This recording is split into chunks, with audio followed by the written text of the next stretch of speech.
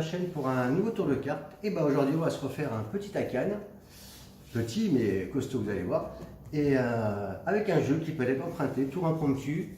Le jeu est donné au spectateur, il le mélange, il le coupe, il fait ce qu'il veut, c'est son jeu. Donc le jeu est mélangé par le spectateur, il le recoupe autant de fois qu'il le souhaite, dans n'importe quel sens. Il remélange. À aucun moment je ne verrai ni les faces, je ne verrai pas les faces du jeu. Aucun pic n'est pris, le jeu est recoupé, etc. Quand le spectateur est satisfait, on lui demande de séparer le jeu en deux paquets égaux de 26 cartes. Donc c'est parti. 1, 2, 3, 4, 5, 6, 7, 8, 9, 10, 11, 12, 13, 14, 15, 16, 17, 18, 19, 20, 21, 22, 23, 24, 25 et 26 cartes. Deux tas de 26 cartes sont effectuées. Le spectateur peut les faire, aucune importance. Et maintenant, on lui demande de choisir un des deux paquets, choix libre, et de prélever une partie des cartes, la quantité qu'il veut. Je pourrais même mettre de dos, il pourrait même cacher les cartes pour pas qu'on voie l'épaisseur, etc.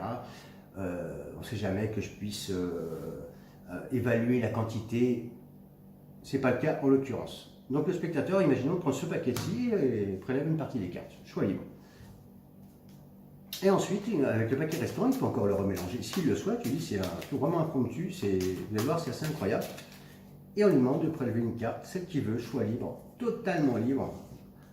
Et il regarde sa carte, le 8 de carreau, et on remélange le jeu est remélangé. J'ai dit remélanger, je récupère la carte qui est tombée, on remélange. Le jeu est bien mélangé. Une fois que le jeu est bien mélangé, on repose le tout sur le paquet restant. Et je ne sais toujours pas combien de cartes il y a sur le tapis. Et là, maintenant, ce que je vais faire, c'est que je vais faire une manipulation et sous la table. Et bien sûr, je ne vous montre pas, vous comprendrez bien pourquoi. Donc j'effectue une manipulation sans regarder les cartes sous la table. Et pour meubler, je vais faire un petit récapitulatif. Donc le jeu est emprunté, tour impromptu. Le jeu est donné au spectateur, le spectateur le mélange, le coupe, fait ce qu'il veut. Il sépare le jeu en deux parties de 26 cartes. Il en choisit un au hasard, un des deux paquets, prélève la quantité de cartes qu'il désire. Une fois qu'il l'a fait, je lui propose une autre carte, choix libre, dans l'autre paquet restant. Et ensuite, bien sûr, je vais sous la table avec mes cartes. Et maintenant, j'ai terminé, j'ai fini de meubler et je remets les cartes sur le tapis. Et je ne sais pas combien de cartes il a pris. Et ben, à partir de maintenant, on va les compter.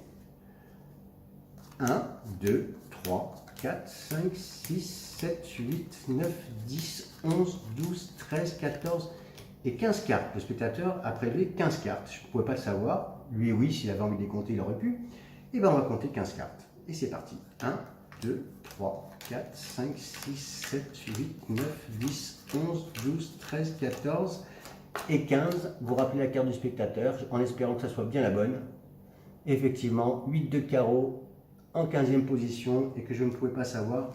J'espère que ce tour vous a plu. Franchement, une petite bombinette avec un jeu, comme je vous ai dit, tour impromptu. Vous arrivez chez quelqu'un, sortez un jeu de cartes, vous dégainez et c'est parti pour un bel Akan que je trouve assez incroyable. Dites-moi ce que vous en pensez, commentez, abonnez-vous, prenez soin de vous et je vous dis à bientôt. Merci beaucoup.